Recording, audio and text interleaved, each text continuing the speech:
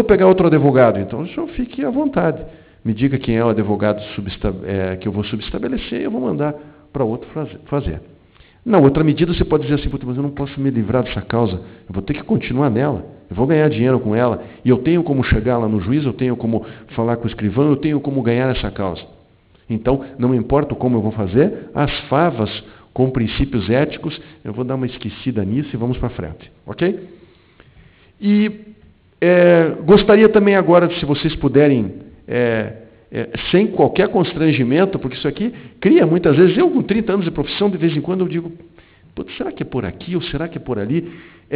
Gostaria que vocês levantassem a mão para cada uma dessas situações aqui, se vocês acham que escolheriam uma dessas opções ou, se eventualmente não quiser levantar a mão, não levanta. Mas aqueles que, inclusive a mesa, que são advogados mais experientes que estão chegando aí, podem ficar mais à vontade com isso pela experiência profissional. E eu hoje, se me dissesse assim, Paulo, você quer falar sobre ética para advogado experiente? Não, eu não vou falar. Já passou da fase. Ou vocês pegam isso hoje, ou daqui 15, 20 anos não vão pegar mais. Ou pega-se agora, eu vou falar isso para um advogado de 30 anos, Paulo, eu tenho mais o que fazer, vou para casa, eu vou jantar mais cedo, eu não quero saber disso aí. Então aqui está, negócios e ética se misturam. Pergunto para os senhores aí, eu dou as 4 opções e depois vocês, se tiverem à vontade aí, vocês podem levantar a mão para cada uma delas. Se mistura negócio e ética? A primeira opção é não, cada um na sua. Negócio é negócio, ética é ética. A segunda, sim, eles se misturam. O valor dos negócios depende de uma ética de conduta.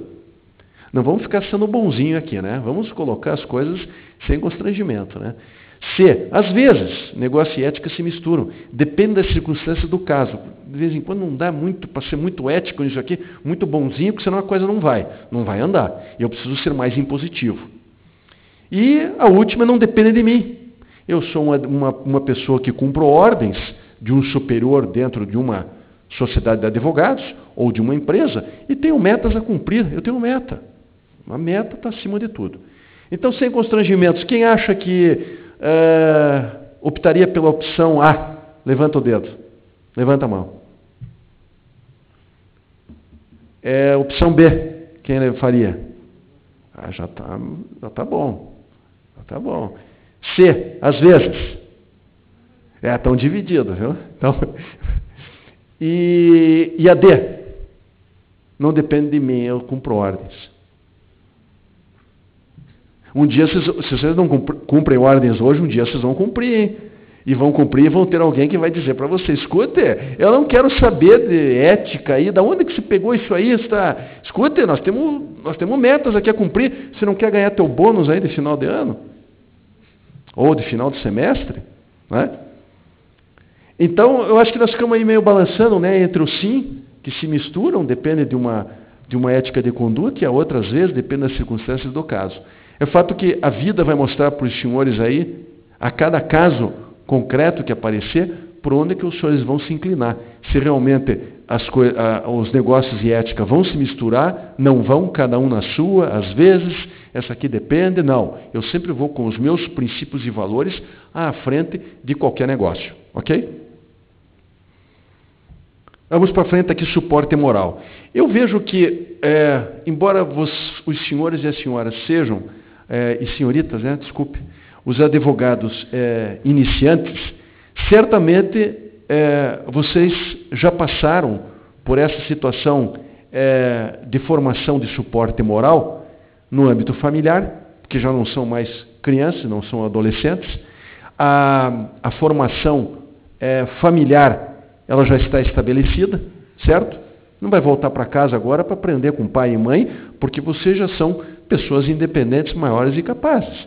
Então, o que se aprendeu no ambiente familiar, eu imagino, aprendido está. É só passar para frente com filho ou com filha amanhã, certo? O ambiente escolar de escola, ensino fundamental, médio, superior, os senhores já passaram também.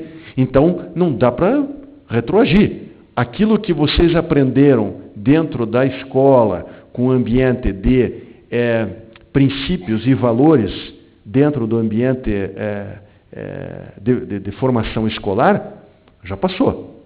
E o grande desafio vem agora. É essa formação humana que ela já está carregada por esses princípios familiares e princípios escolares, é o da vida. É esse que os senhores vão encontrar pessoas sem uma formação familiar, ou com uma formação familiar deficiente, ou com uma formação familiar acima da média, uma formação escolar de altíssimo nível, alto nível, médio nível, baixo nível, baixíssimo nível, certo?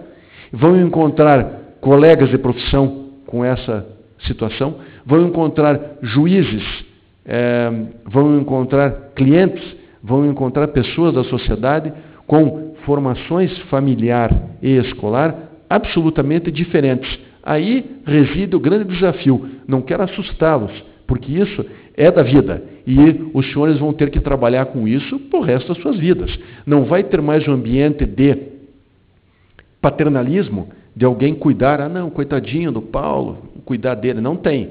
Isso não existe mais. O que existe é um ambiente de competitividade, um ambiente de, muitas vezes, de deslealdade, um ambiente de uma sociedade de mercado, né, de consumo, que isso nenhum de nós aqui, e talvez nós todos juntos, não vamos mudar. Eu acho que o mercado de consumo está aí, está instalado, e por essa razão ele vai ter que continuar, ele vai continuar na sociedade democrática e na sociedade ocidental.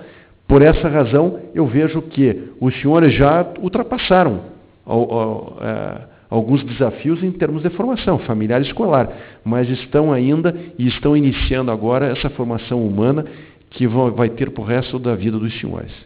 Quero registrar aqui a presença do meu querido amigo, professor Paulo Nalim, que já me agracia aí muito com a sua presença. Obrigado, doutor Paulo. Vamos para frente? Então, eu adotei, até eu ia colocar entre aspas ali, porque não é uma situação que existe de fato, mas deixa eu ver se eu estou comatando esse aqui. Veja, se os senhores querem amanhã serem realmente advogados, com letra maiúscula, os senhores têm uma missão. Agora, se querem ser, aspas, um técnico em direito, vocês vão ter uma profissão. Eu sou um técnico em direito, eu copio, eu colo, não invento nada porque está tudo criado. Eu quero uma jurisprudência absolutamente inusitada. Você vai encontrar inusitado. Você vai encontrar no Rio Grande do Sul, em Roraima, em qualquer lugar você vai encontrar. Em algum lugar você vai encontrar. Alguma coisa, por mais absurda que seja, você vai encontrar. Então, se copia e cola, vai no Dr. Google, né? Vai nos tribunais, vai onde for, e você vai encontrar alguma coisa lá que ampara teu pedido. E você, sem pensar muito, diz, meu pedido está amparado por alguém lá que decidiu daquele jeito. Então, teoricamente, meu pedido é bom, né? Acho que é por aí. E você copia e cola, você vai ficando um técnico em direito. Você tem uma profissão. Talvez eu tenha sido rigoroso com o técnico em direito, mas nós estamos hoje, eu acho que essa ideia aqui desse encontro, ele tem esse viés muito de ética e disciplina. E por conta disso é que eu coloquei a expressão. Então, os senhores aqui procurem mais serem advogados buscando cumprir a sua missão constitucional, com aquelas duas faces a que eu me referi, e sendo menos técnicos em direito. Porque se vocês buscarem, por exemplo, hoje, o maior escritório de advocacia no Brasil em termos de quantidade de advogados, é um escritório, acho que no interior de São Paulo. Isso está em anuários aí da Justiça, deve ter lá 500 advogados, 800 advogados. Salvo engano, o escritório de advocacia, eu não estou dizendo que são técnicos em direito e que não têm a sua missão de advogado, mas pelo volume de advogados, pelo volume de causas, pelo volume de serviço, é fato que um escritório desse, que não é um escritório com salas reservadas, antessala, secretária, não, é call center. São baias, o Paulo trabalha aqui e o Dr. Paulo trabalha do lado. E eles podem falar um com o outro. Aí, tudo bem aí? Tudo bem aqui? Eu volto aqui para a minha baiazinha. Por quê? Porque eu tenho que copiar e colar e tenho que talvez criar alguma coisa, mas se for alguma coisa mais difícil, eu tenho que mandar para o meu superior. É fato que você está se tornando ali um técnico em direito. Ah, eu copio, colo, mando daqui, faço ali. Eu não tenho tempo para refletir? Não tenho tempo para pensar, não tenho tempo. Não dá, o dia é curto para isso. Eu começo 8 horas, 9 horas da manhã e vou até 7 da noite. E tenho, quando eu chego lá, eu já saio do escritório preocupado, sabendo que no dia seguinte eu tenho uma pilha de atividades, de processo. Então, você fica mais um técnico em direito, exerce sua profissão, mas você está muito, muito longe de atingir essa missão constitucional que lhe é imposta. Então é fato que você diz assim, puxa, mas amanhã eu vou ser um técnico em direito e vou ter só a profissão e vou esquecer a missão. Não, eu acho que você pode somar as duas e ser um melhor advogado, certo? Os deveres, com relação aos deveres do advogado, eu estou dando vamos dizer assim, um voo meio panorâmico aí sobre o Código de Ética, que foi a missão que me foi dada aí para trabalhar com os senhores, e vejo que o primeiro dos nossos deveres, e aí nós não estamos falando numa situação de faculdade, é um dever, é defender a profissão. Se os senhores não defenderem a profissão, ninguém vai fazê-lo em seu nome. Ninguém. Então vamos, a partir do primeiro momento, defender a profissão do advogado. Para se orgulhar dela, você precisa ser orgulhoso da sua profissão. Precisa ser orgulhoso da sua, não é a carteirinha da ordem, é a minha cédula de identidade. É aquilo que me mostra como profissional do direito. A gente vai ficando mais velho, acho que vai ficando mais chato. Você vai ficando mais chato. Vai ficando mais, sabe, ranzinza. Você chega no fórum, me dá a carteirinha da ordem aí. O senhor tem que deixar a carga aqui do processo que vai chegar a carga rápida, tem que deixar a carteira. Não se retém carteira da ordem. Não se deve reter carteira. Mas o sistema está aí, né? Se eu começar a reclamar, como um advogado reclamou, e o tribunal fez esses dias numa câmara criminal, com inventário de colocar lá os sistemas de segurança, e dizer, o advogado tinha que passar. Não, eu vou passar, mas todo mundo vai passar junto. Magistrado também. Não, o magistrado vai pela outra sala. Não. Ou vai todo mundo, eu não vou. Aí foi um escândalo, foi para o YouTube, um advogado aqui de Curitiba, mais velho, experiente. O que ele estava fazendo? Ele estava lá cumprindo a missão dele de advogado.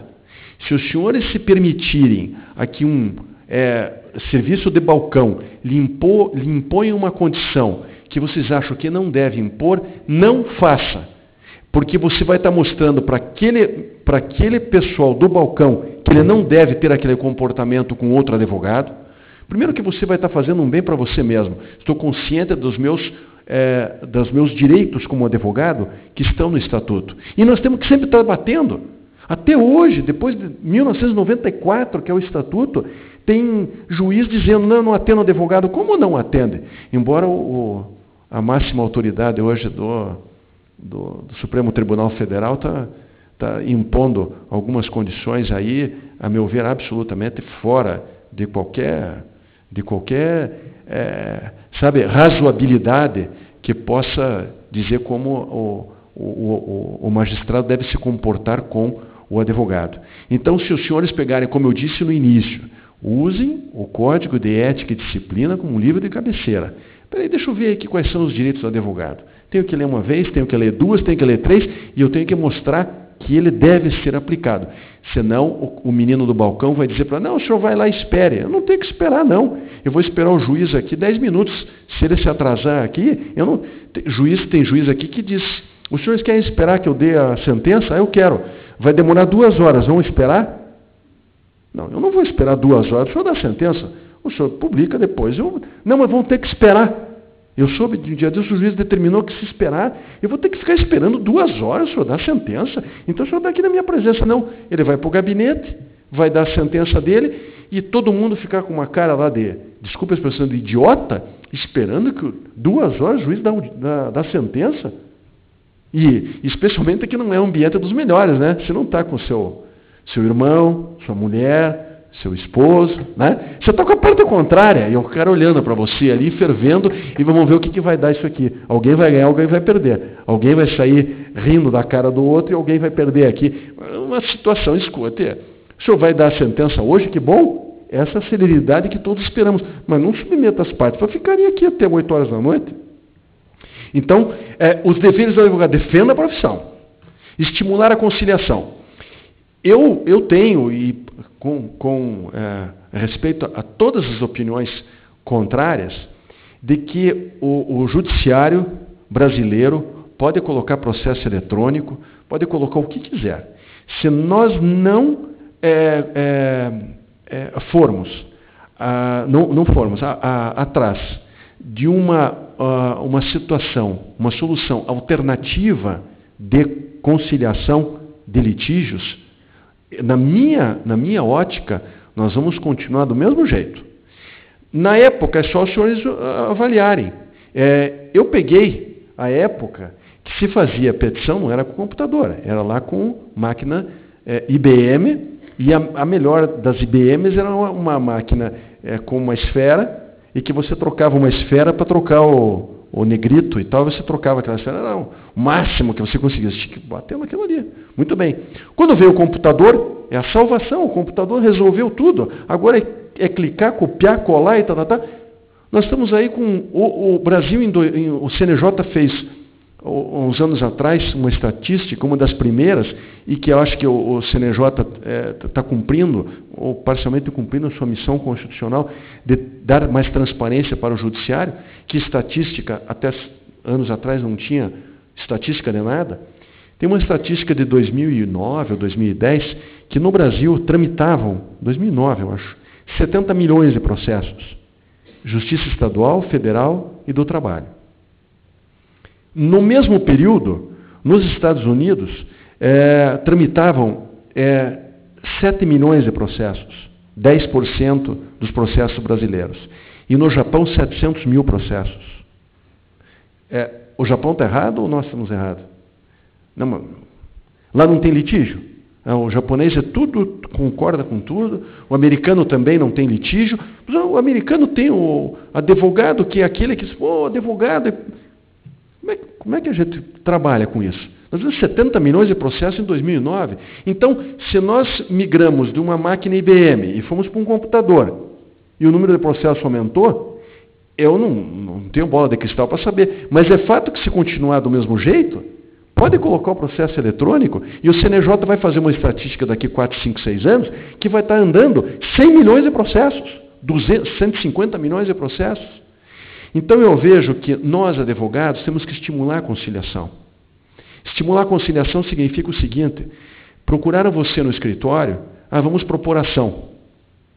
Você já está com procuração e contrato de honorários pronto, né? Só copiar, colar, valor de honorários, qual é o objeto da causa, forma de pagamento, procuração, está aqui, vamos propor ação.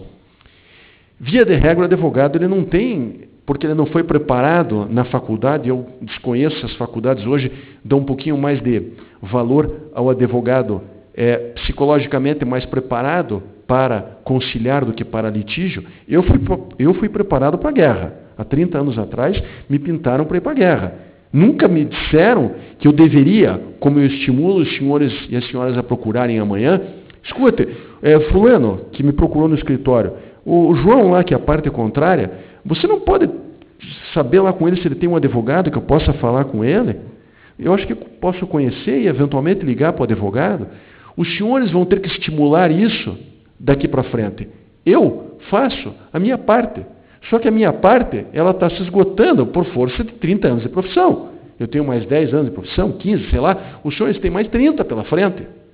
Se continuarem com o mesmo sistema e não tiverem o objetivo de conciliar, que aqui é um dever, mas é negócio. É negócio buscar a conciliação. Achou lá o advogado do seu João. Liga para o advogado. Tura, que colega seu e Será que nós podemos chegar a uma conciliação? Não tem conciliação. Vamos ver, vamos sentar, vamos conversar, vamos verificar. Pode ser que algumas vezes você resolva aquele problema, certo? Que é o que o advogado deve procurar, com todos os personagens da justiça, procurar a negociação e a solução do conflito. Mas parece que nós não estamos preparados para isso. Nós estamos preparados para a guerra. Dar tiro, levar tiro, e vamos ver até onde vai, como é que as coisas vão caminhar. E eu acho que estimular a conciliação é dever e é negócio. O que os senhores preferem? Uma ação, vejam, senhores, porque é negócio a conciliação.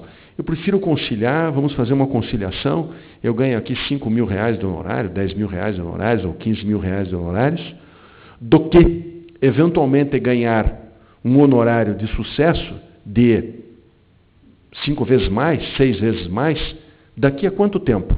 1 ano? 5 anos? 10? 15? Se ganhar, né? E se ganhar eu vou levar?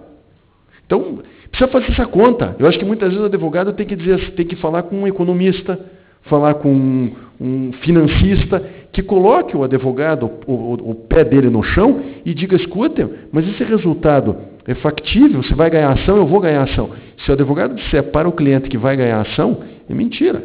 Ele não tem, primeiro que é um desafio à justiça para todos que estão nela.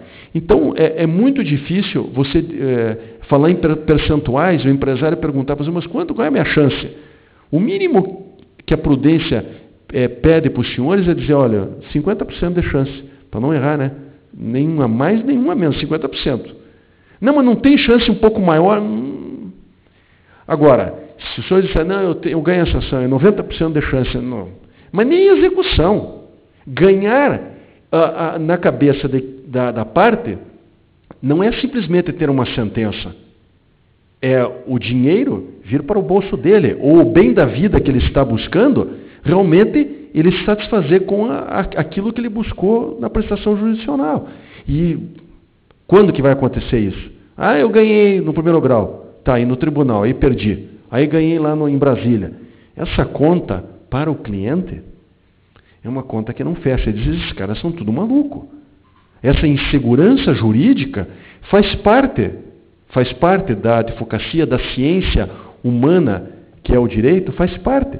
São pessoas que estão julgando com seus defeitos, mas a insegurança jurídica, ela vai até um certo ponto. E eu vejo que muitas vezes a insegurança jurídica, ela parece que está se acendendo cada vez mais.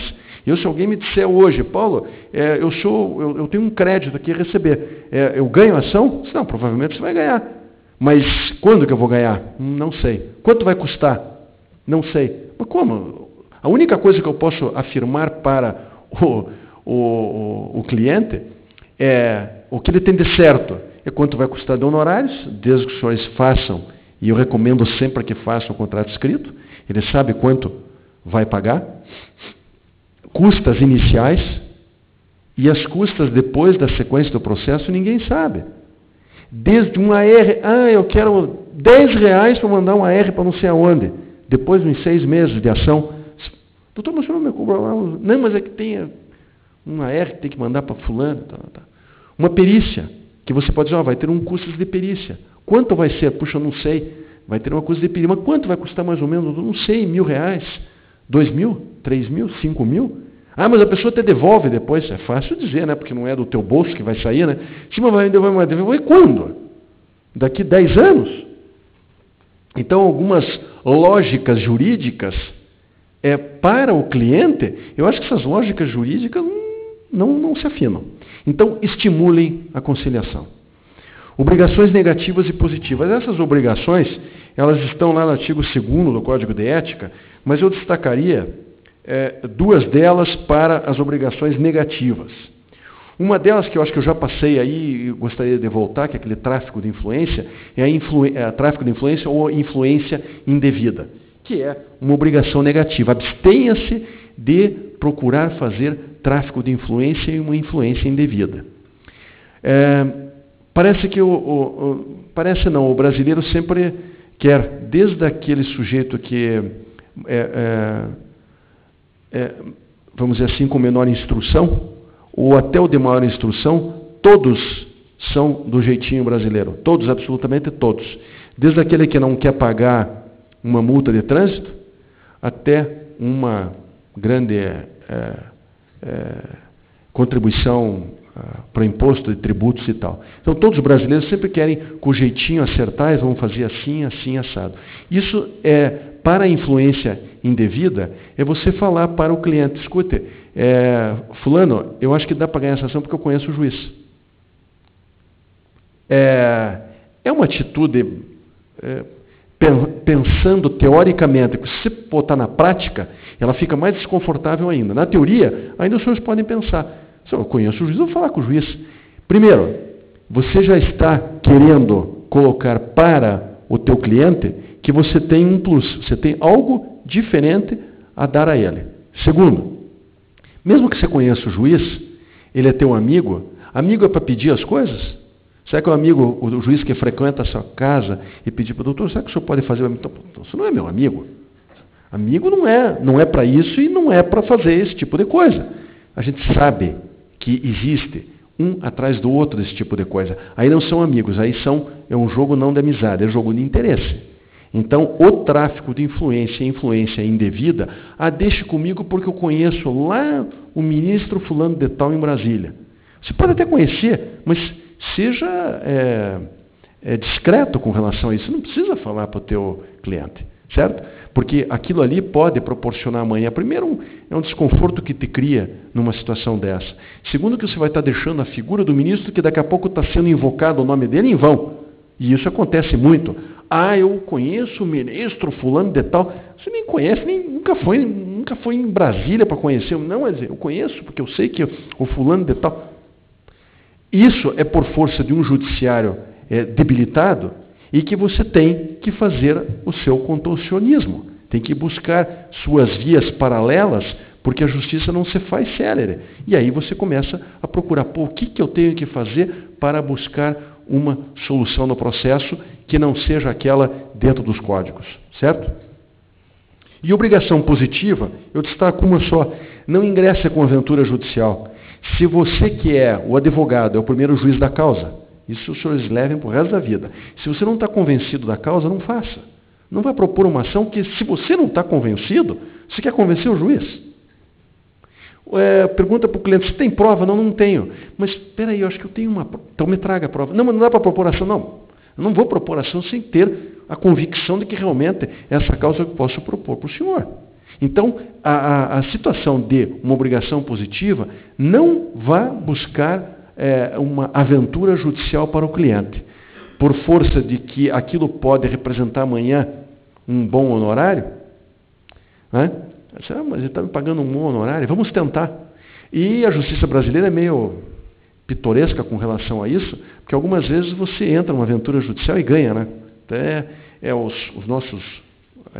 As nossas situações pitorescas da advocacia, se atira para um lado e acaba acertando do outro e ganha a ação quando você não achava. Então, muitas vezes o advogado se apoia nisso. Mas eu vou tentar um recurso lá em Brasília, tem uma vírgula aqui, e algumas vezes essa vírgula dá certo. É esse preciosismo que faz com que, no ambiente de uma moldura maior, você vê que há insegurança jurídica. Porque se você ganhou hoje por conta daquela vírgula, amanhã, por conta daquela mesma vírgula, você pode perder. Você não pensa que você vai ganhar para o resto da vida. Você vai também perder. Você não vai ganhar todas. E aquela vez que você ganhou por conta da vírgula, você pode perder amanhã por conta daquela mesma vírgula. Ok? Vamos para frente aqui com alguns destaques. Eu tenho até 8h20. Esses destaques que eu coloco aqui, que eu pincei do Código de Ética, eu vejo hoje o advogado empregado ou prestador permanente de serviços como figuras aí realmente que mereceriam, eu acho que da comissão aí talvez amanhã trabalhar um pouco com a figura dos advogados empregados e o advogado prestador de serviço permanente. Eu colocaria o advogado empregado, não aquele de escritório de advocacia, o advogado empregado de empresa. Ele tem uma relação de trabalho, e uma relação de trabalho hierárquica. Só que ao mesmo tempo em que ele tem essa relação de trabalho hierárquica, ele tem, antes de ter essa relação de trabalho, ele tem um compromisso aqui na ordem, e um compromisso com o Estatuto e com o Código de Ética de independência. Então como é que ele vai fazer, como é que ele vai trabalhar a relação de trabalho, desculpe a duplicidade, mas como é que ele vai fazer com a relação de trabalho dele e com a relação, a independência como advogado? O patrão disse que ele tem que fazer daquele jeito, não vou fazer, desculpe. Como você não vai fazer? Aqui quem manda sou eu, você obedece. Eu estou, vamos dizer assim, sintetizando, porque isso muitas vezes não é falado com essas letras abertas. É na entrelinhas que você vê você na marca do pênalti e vê, eu acho que vou ter que fazer. E a minha independência eu vou ter que colocar um pouco de lado.